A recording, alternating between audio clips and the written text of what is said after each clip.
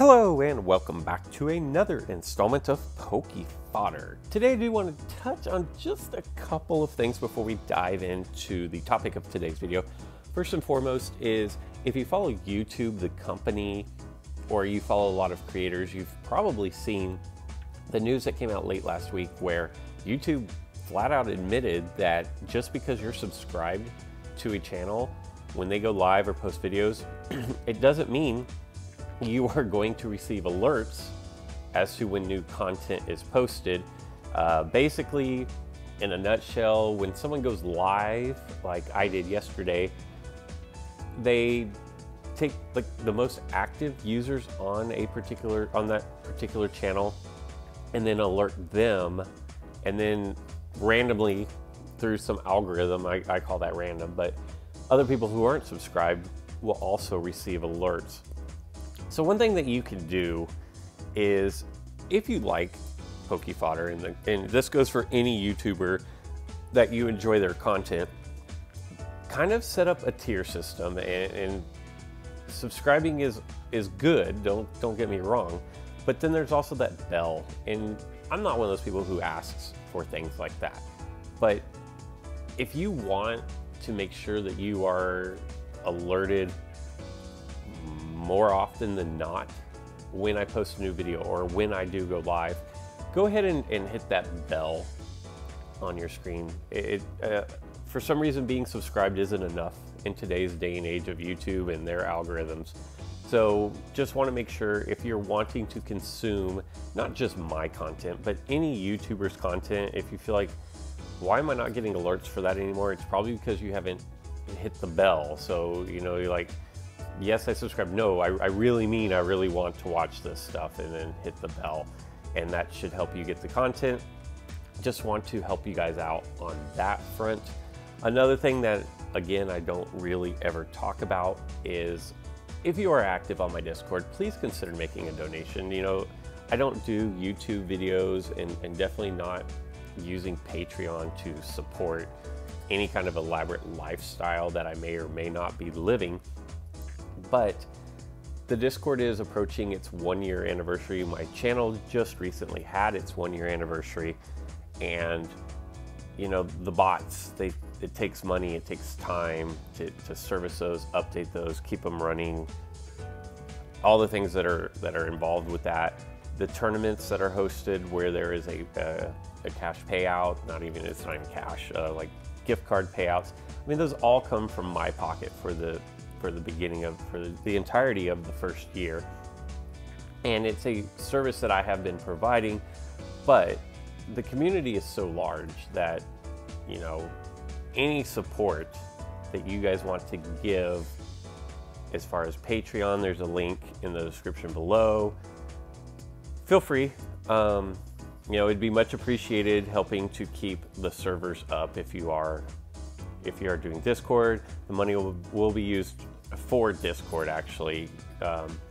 Keeping the servers running, keeping the bots updated, keeping new content coming out, and then tournament prizes is what that's going to go for.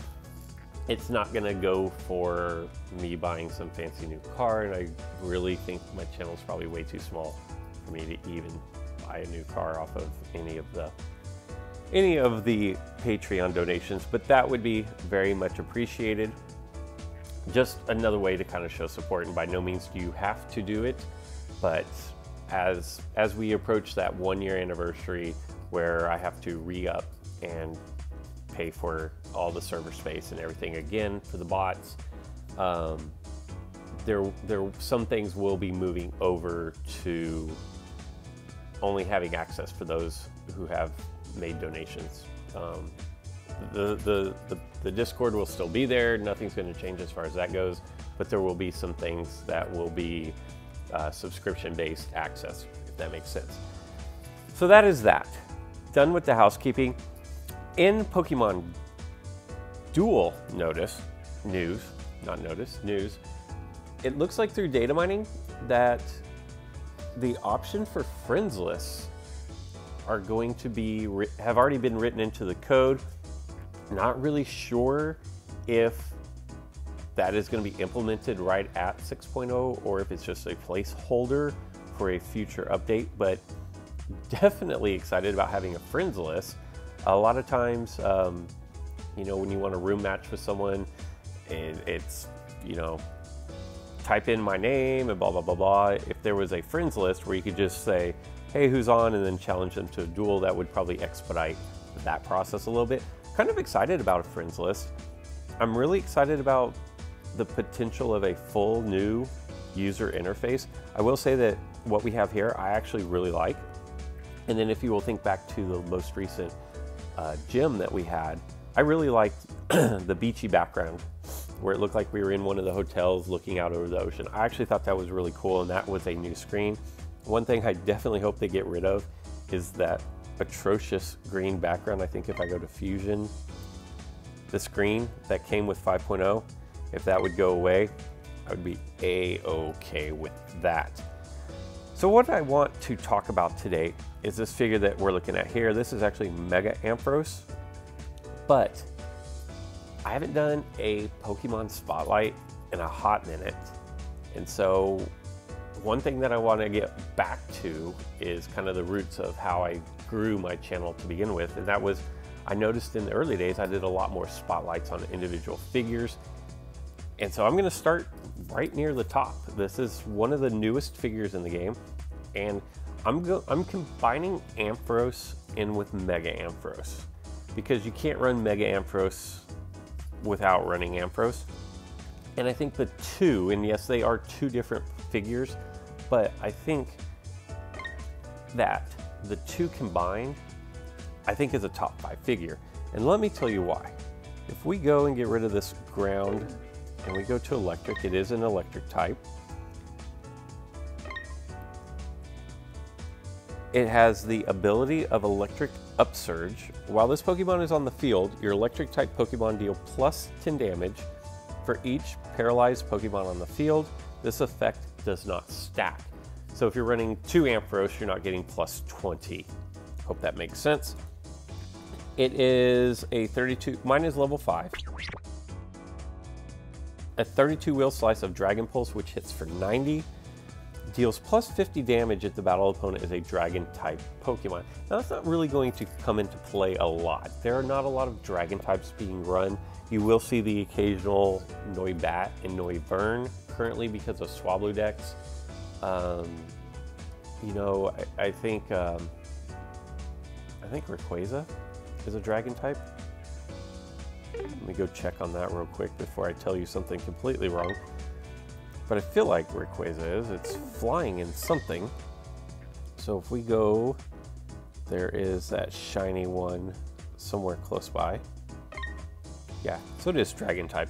So you may find the occasional Rayquaza, or shiny out there. But other than that, you know, the occasional twin dragons.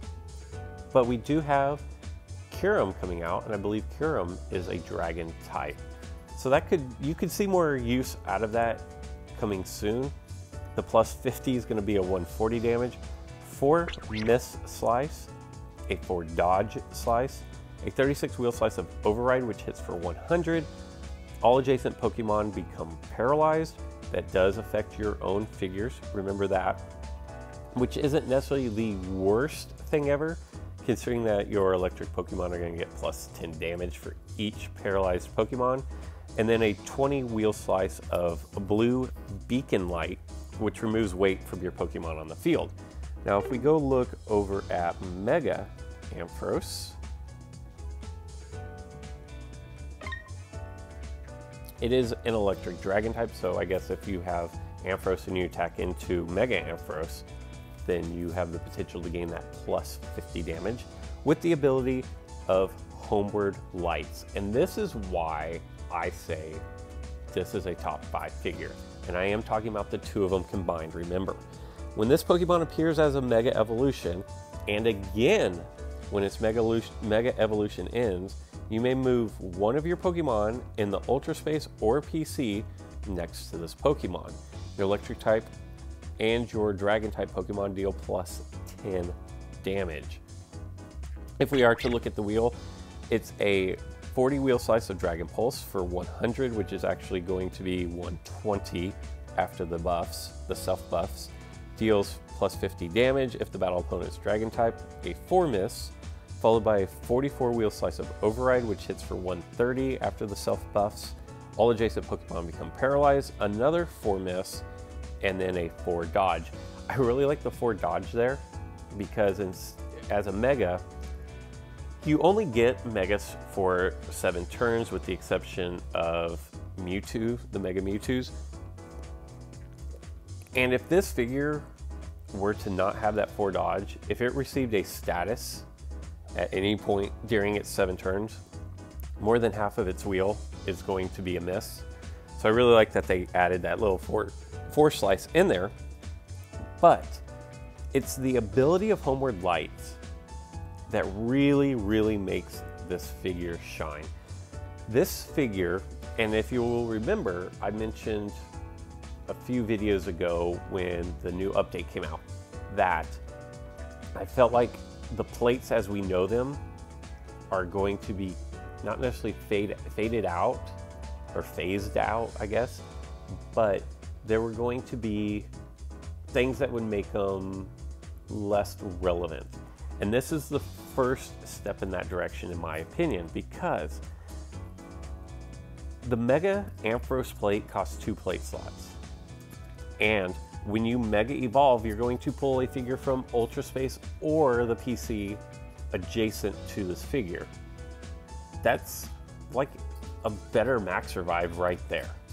Because if you're not running an Ultra Beast deck and you lose a figure to Ultra Space by Celesteela, this is, you know, one of 2 ways to get it back. The other would be if you're running Cosmog, and then you use Nebi's power to call one back.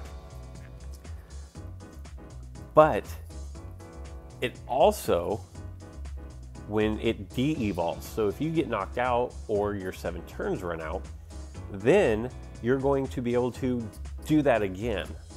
So if you think of Mega Sceptile, how when Sceptile goes from base Sceptile to Mega, 2 grass type, or I believe it's tropical types, grass, flying, or bug, get pulled out of the PC, it's like a double Max Revive, but this is even better than that because not only will it take them from Ultra Space or the PC out, it'll put them on the board. And it doesn't matter if your entry points are capped. And that ability right there is what makes this a top 5 figure in my opinion. So what I've done is I've kind of gone back, if you're watching yesterday's live stream or if you went and watched yesterday's live stream, we had a couple of technical difficulties in there and I apologize for those. But what I've done is I've kind of revisited my Nebi deck. With the exception of, I've thrown in Ampharos and Mega Ampharos. Now I only have 1 electric type Pokemon and that is Tapu Koko. And you know, the electric buff is going to be kind of wasted there, but I know a lot of people run Zapdos. So if you have Koko and Zapdos, the Mega Ampharos is going to be great because your figures get that extra buff being an electric type. But I do have one of these Lunalas is actually Nebi to Cosmo EM into Lunala. And so I've kind of thrown this deck together and I feel like if you are not going to run Ultra Beast, and not everybody runs an Ultra Beast deck, I think what else helps me to make the claim that Ampharos to Mega Ampharos is a top 5 figure is because this figure works in any deck. The ability to pull figures from the PC out and then onto the bench or onto the playing board is phenomenal. If you're down to 4-on-4 and it's kind of late game, you can turn that into a 6-on-4 advantage right away. And you know, not right away, but after 7 turns, if your opponent only has Max Revive and has already used the Max Revive, well, you have a huge advantage right there. So here we go. We're jumping straight into league play. I saw my opponent had Cosmo Energy, so he's got Speed Form, Attack Form, and Normal Form, Mew, Combuskin, and Ho-Oh, which is going to keep his PC clear as well. Wow, that would be a crazy deck. Can you imagine running Ho-Oh and Ampharos to Mega Ampharos? I might have to, we might actually have to test that out. So I'm going to take my Coco and just throw him right in the middle here to stave off any Deoxys Speed Form shenanigans. He is 140, so I'm going to front up my my Lunala. And then he's going to cover up gold, which is completely fine. I'm actually going to take this opportunity and I'm going to drop Ampharos in the back. Now the thing about Ampharos that becomes tricky is you want to protect your Ampharos. And so a strategy that I think works best for Ampharos and Mega is if you go ahead and use Ampharos back, but then once you go Mega, be really aggressive with Mega Ampharos. And the reason why is because if you can get Mega Ampharos to attack the goalie on its final turn, if you win that roll, you're going to call something out, and that something is going to go straight to the goal. So here we go. We're going to knock out Nebi's power right off the bat.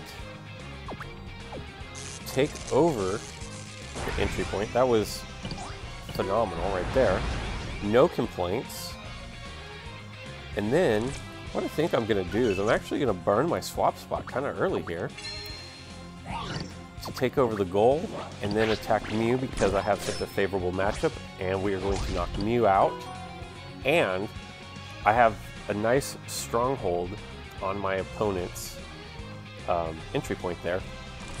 And Cosmo Energy isn't going to help if I can get Leo to attack the goalie. Okay, we survived the first one. We can avoid a purple, which we can't. No big deal though. It is definitely not the end of the world. We will go ahead and bring out our Tapu Lele. And I also mentioned in yesterday's stream, Tapu Lele is an amazing, amazing figure. And I know why people don't run it, because it's hard to figure out what kind of deck to put it into. But it is such a good figure that I think it should find a way into your deck. At the same time, I don't know how to work it into my own decks unless it's a Nebi type deck. But just one of the minifigures I find that are so great yet aren't used. So we are going to lose to the Cyclone Kick. I'm actually okay with just letting this guy burn out all of his plates. So if he wants to double attack, if he wants to double chance attack here, I would be fine with that. He does not. What I'm going to do is I'm going to threaten his entry point. Okay. I'm going to go over here and cover up my goal. I might end up having to burn my Mega Ampharos plate a little bit sooner than I wanted.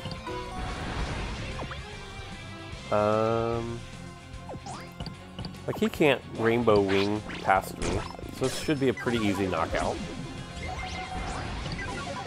And it was. Now Mew is a little threatening to Lunala, but what I will do is I will take Coco. And do I have Gold Block before I start doing it? I do not have Gold Block. Okay. So what we'll do here, and this is earlier than I want, but I'm actually going to go Mega Ampharos.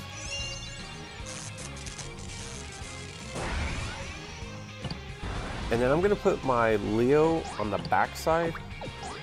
And I'm going to go up here and I'm going to attack the Deoxys attack form. I should easily overcome that with a 170. As long as I don't roll miss or dodge,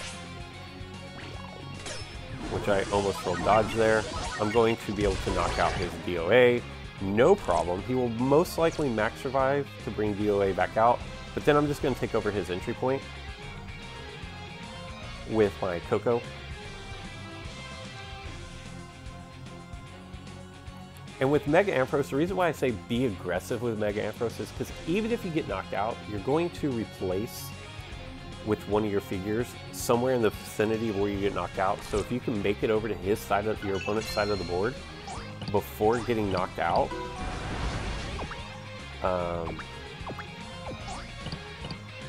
if I can hold that spot for one turn, that would be fabulous.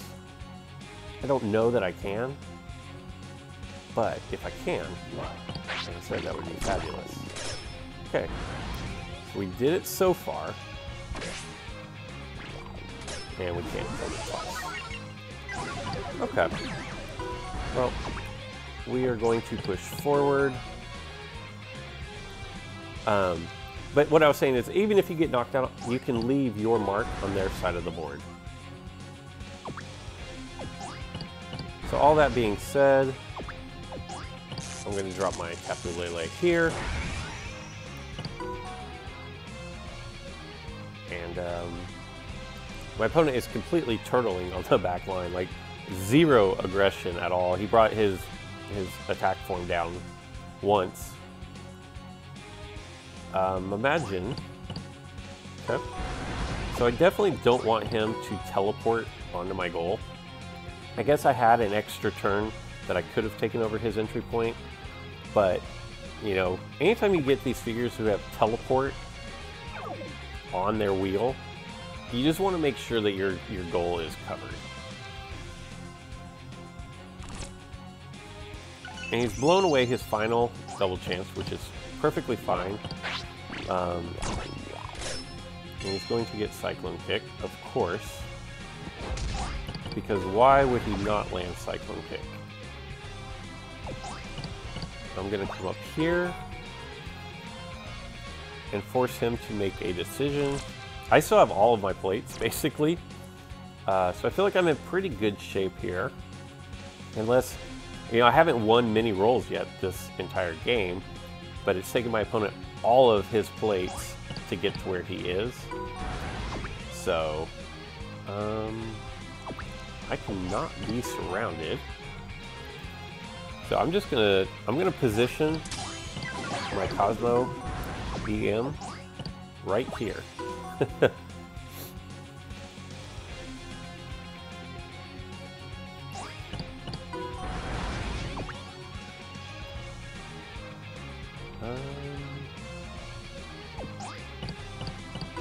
Go up here. I can honestly say I've never seen a level 10 Deoxys normal form. That is a first. That is commitment to the Deoxys forms.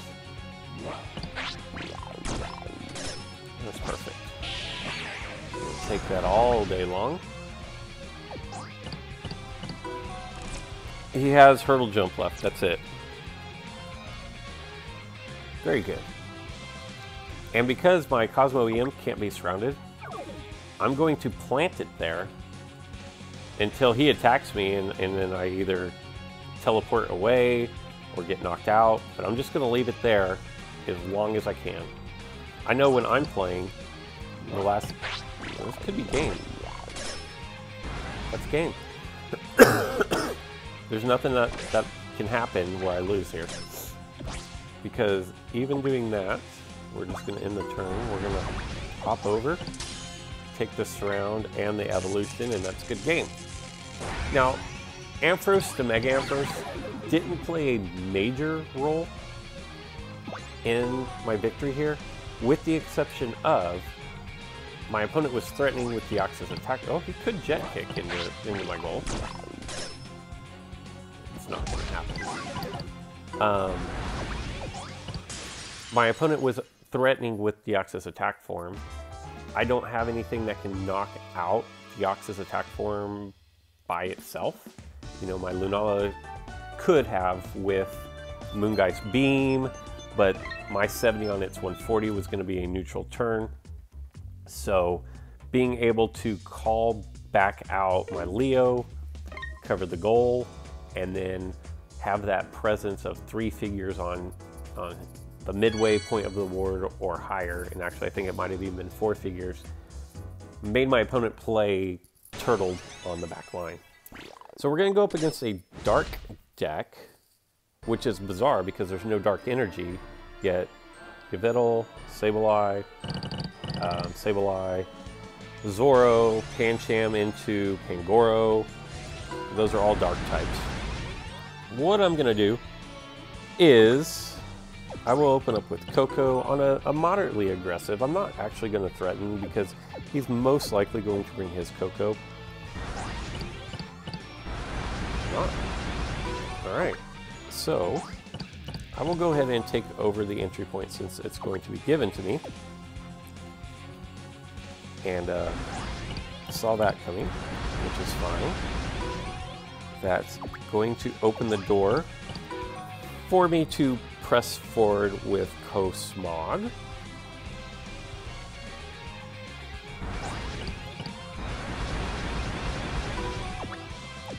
I'm just going to press forward again.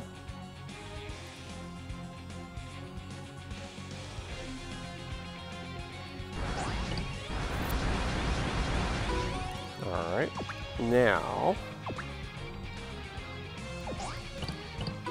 I'm going to take my Ampharos and cover up this Sableye.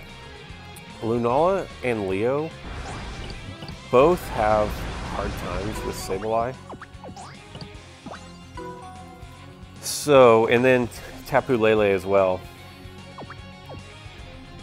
All have kind of a difficult time with Sableye. So, going to need, I'm actually going to close that off.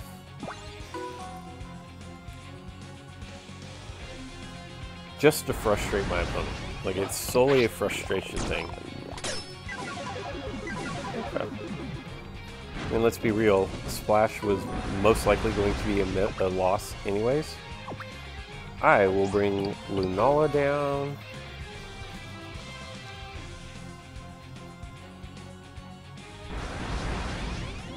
And without gold in my deck, other than Tapu Koko, this Confuse is actually pretty decent for me. But without really any gold, I think I took out my X speed.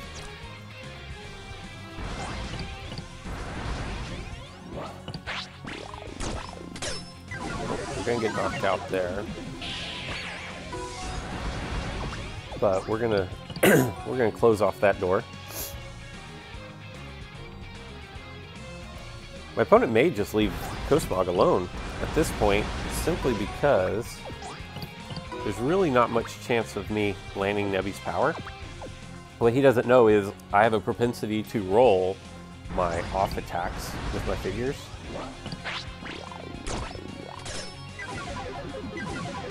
Okay, so that means I'm most likely going to burn my opponent. What I'm going to do is I'm just going to spam attack at this point. That is awesome. I can't believe and that was really awesome. We're gonna go here with this.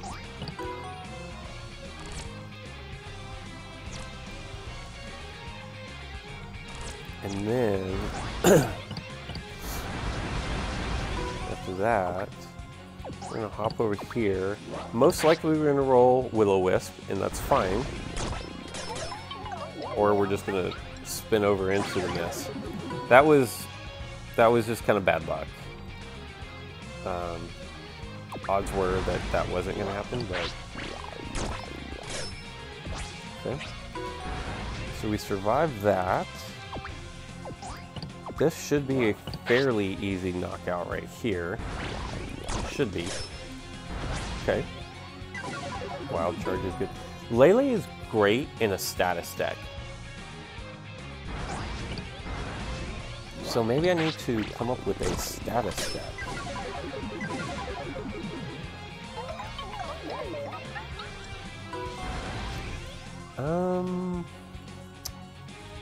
Let's see. I think I just have too many winning rolls to not take this chance. And I would roll the white there. No, not going to do that. So I'll probably get surrounded. No, he just wants to go after my... Alright.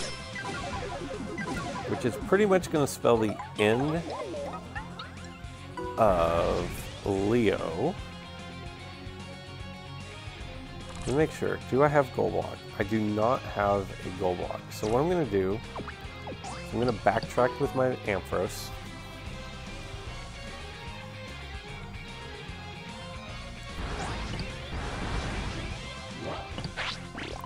I think my opponent is strictly trying to... Ooh, where can I go? Is strictly trying to confuse my figures. I don't think he has really any intention of knocking them out.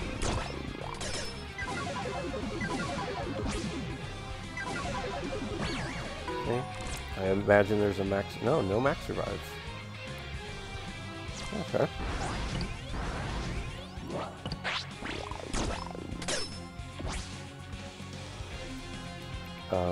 Into my turn. I'm gonna go there.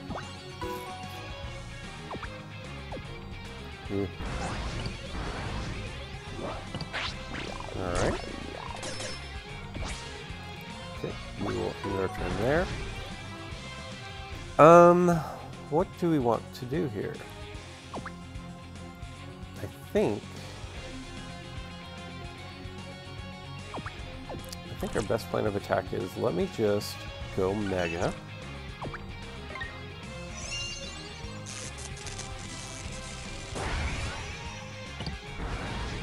I'm going to put my Lunala there. And again, another figure that is going to be really bad if it gets confused. But let's see what I can do.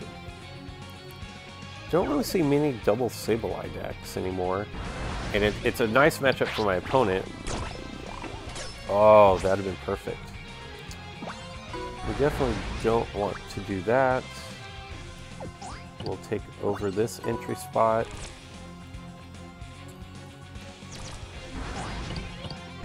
Okay.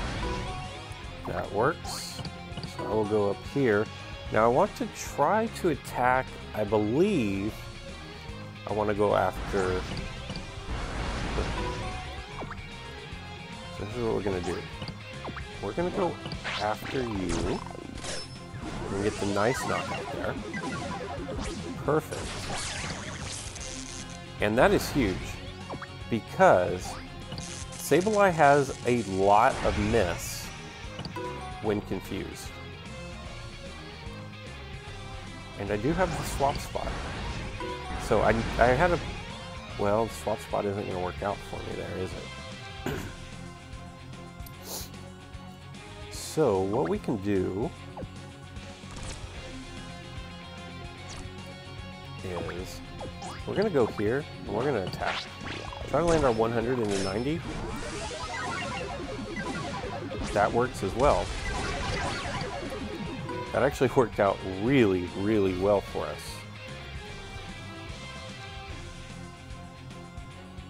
So I imagine they are going to have to gold... Oh no. Not even going to try to gold block? I do have a ginormous miss. That was a good roll for us right there. And we will... Oh, I'm an idiot. I should have just... that was a bad play. I totally misplayed on my opponent there. Oops. I'm not sure that it matters. I should have just gone ahead and won. That really wasn't a... I wasn't trying to be in my opponent. That was an oversight on my part. So there we go. As you can see, Mega Ampharos, Ampharos to Mega Ampharos, again, it's like the ultimate support mon. Yes, Mega Ampharos got a couple of very critical knockouts there, but it was the fact of regaining board presence, where both times I believe my opponent only had one figure in the PC. I had two in the PC, and then they were threatening at my goal. And then just by going Mega Evolving my Ampharos, kind of changed the shift in power. I believe if you look at both of those games, you will notice that from that point on, not only did I regain control over my back line, but I also put offensive pressure on my opponent. And that right there is an ability that I think we're going to start seeing more of with figures. You know, if you think about Tapu Fini, already has built-in long throws to kind of do away with that plate. And so I think with as more figures come out, plates are going to become like Metal Coat or the Mega Plates, where what they're going to do, if you'll remember, Metal Coat is going to take your Scyther up to Scissor. It's going to create that evolution for you. And it also has the added benefit of, you know, negating the ability of your opponent to lower or raise damage. Mega Ampharos now has the plate going from Ampharos to Mega Ampharos is going to be like a super max revive. Tapu Fini has a built-in long throw with it.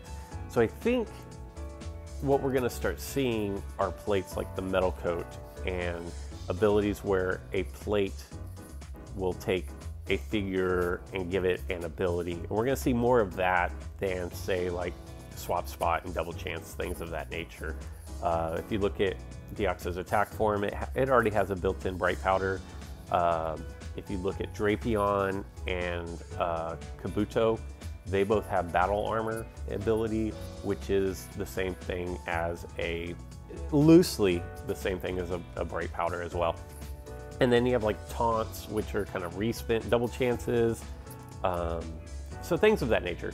But anyways, let me know what you guys think of Mega Ampharos to Mega Ampharos. And to me, it's just one figure. You know, all the Mega Evolutions, I consider just one figure because it is a temporary evolution. But let me know, where does Ampharos and Mega Ampharos, where does that rank on your tier list? And is it, to you, is it a top 5 figure? Before we go, I'm going to crack open this little 3-hour booster we had cooking. We're going to get a Geodude, an Ingot Rare, and a Metal Common.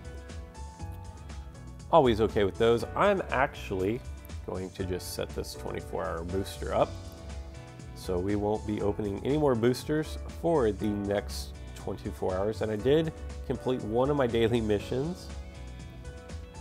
So let's see what we get here, and we're going to get AI tickets.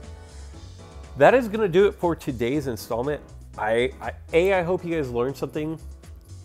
B, I'm definitely interested in your feedback as far as what you think of Mega Ampharos. And until next time.